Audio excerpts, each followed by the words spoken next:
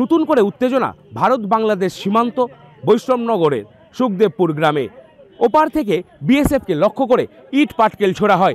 এমনকি স্থানীয় বাসিন্দারা যেটা অভিযোগ করছেন, সুখদেবপুরের বাসিন্দারা অভিযোগ করছেন যে বিএসএফকে লক্ষ্য করে কেবলমাত্র ইট পাটকেল নয়, কার্যত 6 থেকে 7টি গ্যাস বোমাও ফাটানো হয় বাংলাদেশিদের তরফে, এবং যার ফলে কিন্তু এলাকায় ব্যাপক উত্তেজনার সৃষ্টি হয়েছে।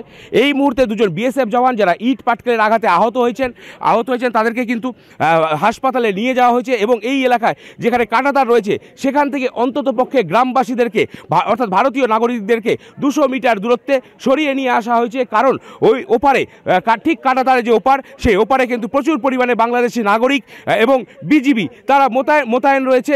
পরিস্থিতি এখনও উত্তপ্ত হয়ে রয়েছে। বিএসএফের উচ্চপদস্থ আধিকারিক যারা রয়েছেন এই মুহূর্তে কিন্তু বাংলাদেশের বৈষ্ণবনগরের যে সীমান্ত সুখদেবপুর গ্রাম, সেই সীমান্তে এসে হাজির হয়েছেন। করুণাময় সিংহ, এবিপি আনন্দ, মালদা। ত্রিপুরার পর মালদা ফের আক্রান্ত বিএসএফ।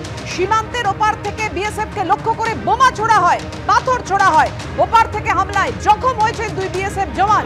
সীমান্ত পেরিয়ে এপারে ঢুকে ওপারের কট্টরপন্থীরা হামলা চালায়। আমাদের সঙ্গে নিউজরুম থেকে রয়েছেন আমাদের প্রতিনিধি অতনু হালদার। অতনু, আবার ত্রিপুরার পর মালদা বিএসএফ এর উপর বারবার হামলার ঘটনা ঘটছে, তো বোমা পাথর সমস্ত কিছু ছড়া হচ্ছে। বিএসএফ 2 জওয়ান তারা আহত হয়েছেন। আমি বলছি, কতটা উস্কানি থাকলে, কতটা প্রশ্রয় থাকলে বাংলাদেশের অন্তর্বর্তীকালীন সরকারের এমনটা ঘটা সম্ভব? দেখো, পুরো ঘটনাটা যেটা হয়েছে সেটা হচ্ছে মালদা সুখদেবপুর সীমান্ত। এই সীমান্তে তুমি জানো যে এর আগেও টেনশন হয়েছিল, এবং এইখানে কাঁটাতারের বেড়া লাগানো নিয়ে একটা উত্তেজনা তৈরি হয়েছিল কয়েকদিন আগে। সেই সুখদেবপুর সীমান্তে আজকের যে ঘটনা যেটা জানা যাচ্ছে সেটা হচ্ছে সেখানে এই যে ভারতীয় ভূখণ্ডের মধ্যে সীমান্তবর্তী এলাকায় সেখানে ভারতীয় চাষিরা গম চাষ করেছিলেন। এখন হঠাৎ করেই তারা লক্ষ্য করেন যে বাংলাদেশ থেকে একদল দুষ্কৃতী ঢুকে পড়ে সেই সমস্ত গম কেটে নিয়ে যাওয়ার চেষ্টা করছে। অর্থাৎ ভারতীয় চাষিদের চাষ করা গম বাংলাদেশের থেকে একদল লোক ঢুকে পড়ে তারা সেই গম কেটে নিয়ে যাওয়ার চেষ্টা করছে।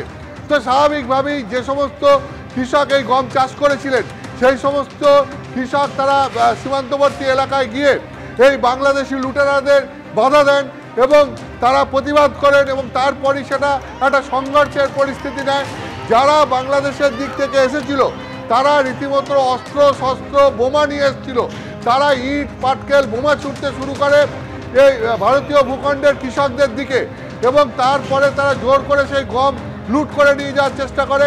এরপর বিএসএফও যায়, বিএসএফ গিয়ে ভারতীয় কৃষকদেরকে সাহায্য করে, এবং তারপর এই ভারতীয় কৃষক এবং বিএসএফের তারায় বাংলাদেশ থেকে যে লুটেরারা এসেছিল তারা পালিয়ে যায়। কিন্তু রীতিমতো একটা সংঘর্ষের পরিস্থিতি তৈরি হয়। 2 জন বিএসএফের জওয়ান তারা আহত হয়েছেন। ফলে এই সীমান্তবর্তী এলাকায় যেটা দেখা যাচ্ছে যে এই বাংলাদেশিরা তারা এমন একটা জায়গায় পৌঁছে গেছে যে তারা এসে ভারতীয় ভূখণ্ডে ঢুকে সেখানে ভারতীয় কৃষকদের চাষ করা গম লুট করে নিয়ে যাওয়ার চেষ্টা করছিল, এবং তার থেকেই আজকের এই টেনশন হয়েছে। ফলে তুমি বুঝতেই পারছো যে কেন এই সীমান্তে কাঁটাতারের বেড়া দিতে গেলে পরে বাংলাদেশের দিক থেকে বারবার আপত্তি আসছে। তার কারণ হচ্ছে চোরাচালান, গরু পাচার, লুটপাট, এই সমস্তকে কোথাও একটা বাংলাদেশের দিক থেকে ইন্ধন দেওয়া হচ্ছে, এবং তার জন্যই বারবার এই ঘটনা ঘটছে।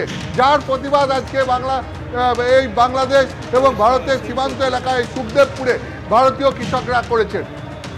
একদমই অতনু, তুমি আমাদের সঙ্গে